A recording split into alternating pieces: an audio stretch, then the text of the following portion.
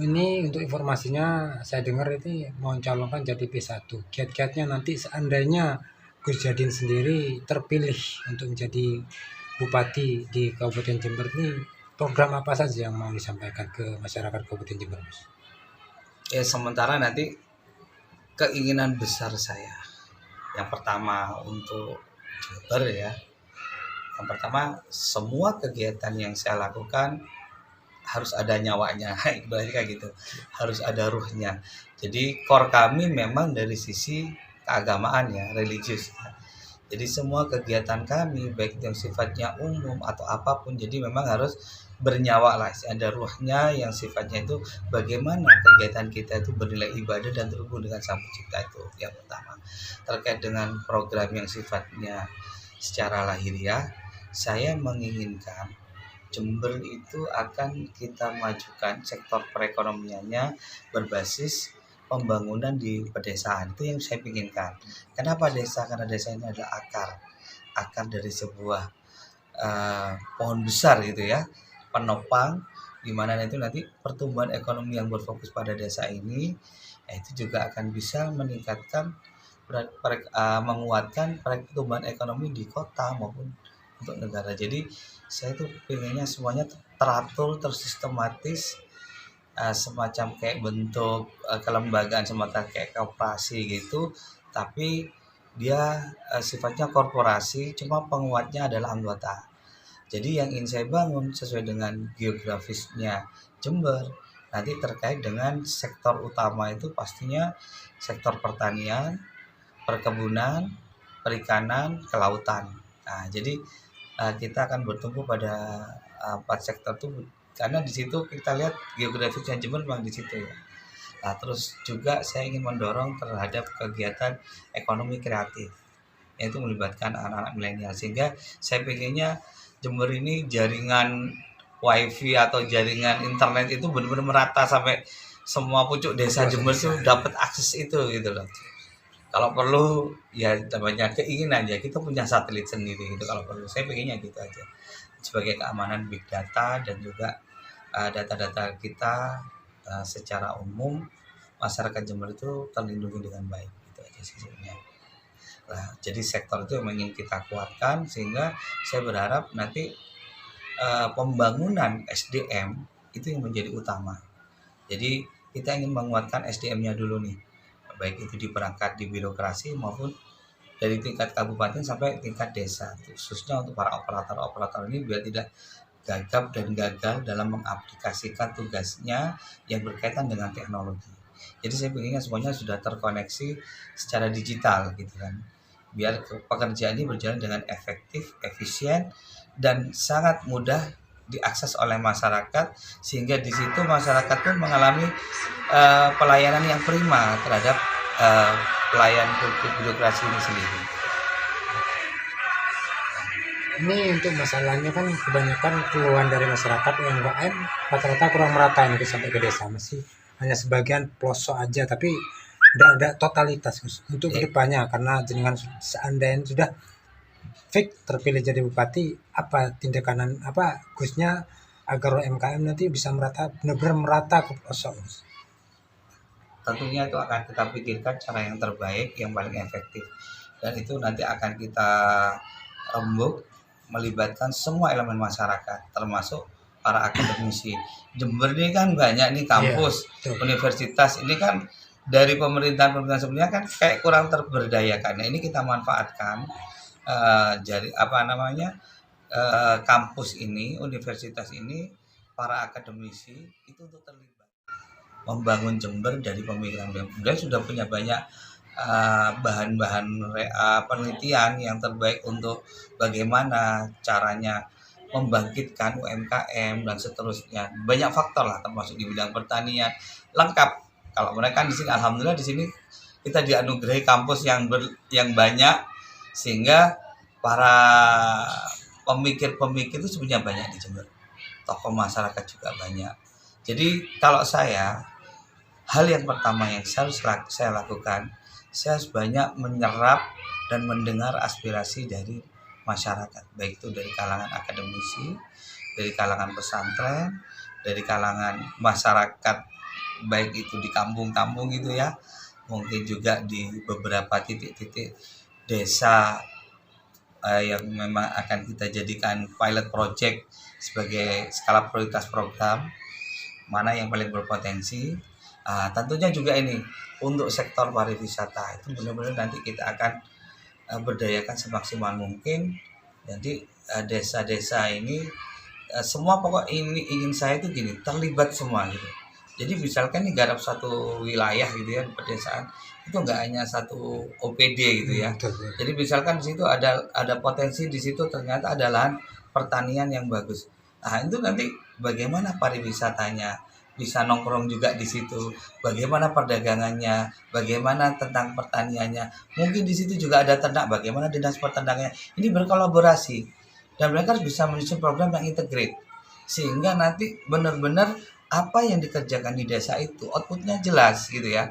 Misalkan kayak pertanian, ini dinas perdagangan ini harus sering jalan nih ke luar negeri untuk cari pasar atau ke tingkatnya regional maupun atau nasional. Jadi atau daerah sekitar kabupaten yang ada yang dibutuhkan apa.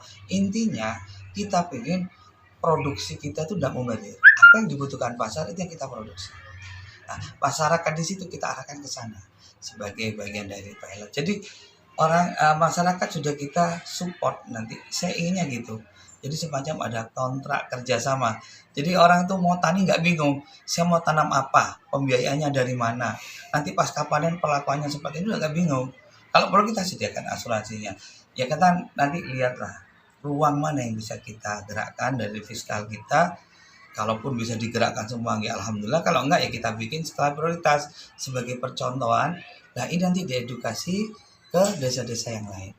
Nah nanti desa itu potensinya di mana? Yang jelas sektor wisata harus ada juga di situ.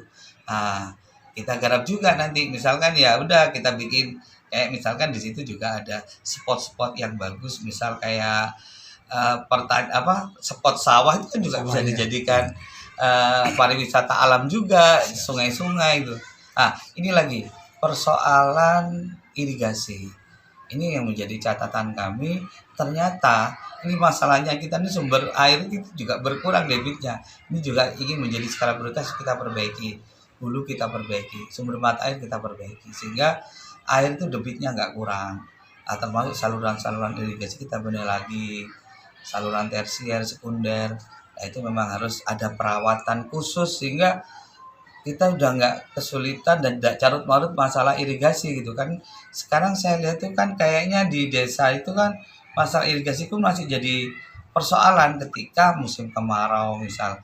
Jadi misalkan aliran airnya di sawah di sini belokkan ke sini sampai itu beberapa tempat beberapa daerah terjadi bentrok kayak gitu. Ini bagaimana ini masalah ini kita urai dulu karena itu sektor yang nantinya akan kita prioritaskan terutama untuk ketahanan pangan. Jadi kita memang membangun sehingga kita bisa ketahanan pangan untuk daerah kita. Kalau beda swasembada, kalau perlu kita bisa memprediksi nih kita ciptakan lumbung-lumbung desa untuk minimal kebutuhan warga ini untuk pangan tidak sampai kekurangan. Kita jangkau dalam beberapa waktu gitu kan. Kalau misal kita upayakan semuanya akan terintegrate gitu loh. Misalkan kita bersama dengan BMKG misalkan memprediksi ke depan ini akan ada musim kemarau panjang apa enggak, kita harus persiapan seandainya ada musim paceklik atau segala macam sehingga persiapan lumbung pangan untuk stok pangan masyarakat Jember minimal terpenuhi. Nah nantinya kalau seandainya ada lebih baru kita jual keluar gitu kan.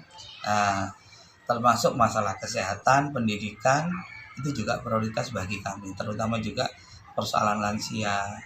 Ini harus benar-benar kita perhatikan karena lansia ini kan ibaratnya orang ini kan sudah menjelang mau kembali kepada Tuhannya. Orang-orang ini harus mendapatkan perhatian khusus karena rata-rata secara sosial ini apalagi kalau anak-anaknya keluar negeri gitu ya jadi TKW ini orang-orang tuanya telantar. Nah ini pemerintah harus hadir kepada beliau minimal para beliau-beliau ini kan di sisa akhir waktu ini tidak merasa terasing gitu, merasa beliau itu dihargai selaku manusia. Kita harus manusiawi karena bagaimanapun jasa orang tua kita tuh sangat luar biasa, terutama orang tua ini veteran, para pahlawan itu juga yang sudah banyak ditinggalkan, disabilitas pokok yang seperti itu harus pemerintah harus hadir benar gitu loh, utamanya jaminan semuanya, jaminan makan, jaminan orang tua kita gitu. Mungkin beliau juga yang saya yakin doanya sangat didengar oleh Allah gitu. Itu kita perhatikan, termasuk apa ya, banyak lah yang ingin saya eksekusi tadi. Kita nanti pastinya akan skala prioritas mana yang tepat yang kita harus dahulukan dulu. Intinya kalau ini cuma ingin apa yang kami rasakan, kebahagiaan lahir batin ini juga ingin saya tularkan kepada orang lain, khususnya masyarakat Jember. Ya itu sudah yang ingin saya yang ingin kita berikan lah terkait dengan program segala macam itu. Nanti ayo kita rembuk bareng gitu lah. Saya ingin budaya rembuk musyawarah itu tetap berjalan dan tidak hanya sekadar seremonial gitu loh. Tapi benar-benar apa yang dihasilkan dari sebuah musyawarah itu yang bagus ya kita eksekusi, yang cuma jadi wacana. Itu memang bertahap. Dalam kondisi yang bertahap ini masyarakat juga kita harus kasih tahu bahwa program ini sampai nunggu ya, ini dulu yang kita lakukan, sehingga tidak ada salah paham di dalamnya. Dan kami ingin semuanya pemerintah terbuka, jadi semua akses informasi itu harus terbuka. Program mulai dari perencanaan kalau perlu ya, ketika sudah dieksekusi, sudah disepakati untuk dijalankan, itu harus terpampang. Ini programnya misal dinas pertanian ini, dinas pendidikan ini. Nah itu sudah program itu harus terpampang, dan nanti eksekusinya misalkan 1 bulan, 3 bulan ini harus selesai, itu harus sudah terbuka, jadi masyarakat bisa akses itu. Itu nanti kita manfaatkan kecanggihan teknologi lewat digital ini tadi. Makanya ingin saya membangun infrastruktur jaringan internet ini harus merata dulu, karena itu memang sarana kita untuk promosi, untuk keterbukaan macam-macam itu tadi. Ya karena anak-anak sekarang kan juga sudah bisa mengakses lewat HP-nya. Jadi kita pikirkanlah nanti, yang penting kita tidak boleh terlambat nih dalam mengadopsi teknologi, dan harus seiring sejalan. Itu yang terkait dengan apa yang ingin kita lakukan, garis besarnya itu ya. Nanti tidak tahu di otak saya itu terlalu banyak yang ingin saya sampaikan. Siap. Ya nanti mana yang bisa dieksekusi. Intinya saya ingin rembuklah sama semua pihak gitu loh. Karena bisa jadi apa yang saya pikirkan belum tentu tepat dengan yang dibutuhkan oleh masyarakat. Sehingga tetap koridor pertama, skala prioritas pertama, saya ingin mendengar dan menyerap aspirasi dulu dari masyarakat. Maunya apa? Karakter daerah, karakter wilayah tidak sama kebutuhannya. Sehingga saya harus spesifik sesuai dengan kebutuhan mereka. Misalkan masyarakat di sekitar wilayah pantai dan wilayah perkebunan, wilayah pegunungan, wilayah persawahan tidak sama kebutuhannya. Nah ini yang kita sesuaikan sesuai dengan apa yang mereka butuhkan. Ya intinya kami pemerintah hadir dalam regulasi dan kebijakan yang mempermudah akses semua kegiatan masyarakat, baik secara sosial, ekonomi, budaya, dan yang jelas tentang keamanan dan ketertiban itu harus memang kita jadi prioritas ya. Jadi masyarakat benar-benar merasa aman di Jember, merasa nyaman, dan merasa bisa untuk membangun Jember secara bersama-sama. Yang itu nanti semua kegiatan itu saya berharap ada nyawanya. Nyawanya itu ya kembalikan kita, ruh kita, bahwa ini bagian dari ibadah kepada Allah. Sehingga pertanggungjawaban masing-masing pihak itu tanggung jawab tentang Tuhan kepada Gusti Allah. Sehingga kita berharap dengan begitu tidak ada meminimalisir terjadinya hal-hal yang kurang baik yang timbul dari dorongan hawa nafsu itu. Harapan kami itu ya, kita menjadi kontrol bersama lah, masyarakat, pemerintah hadir bersama dan saling mengontrol satu dengan yang lain. Mungkin itu yang ingin saya sampaikan. Oke, terima kasih Gus. Dengan atas nama Muhammad Jatin Wajad. Farid Wajadi. Tanggal 16 1 Januari 2024. Terima kasih Gus. Sama-sama.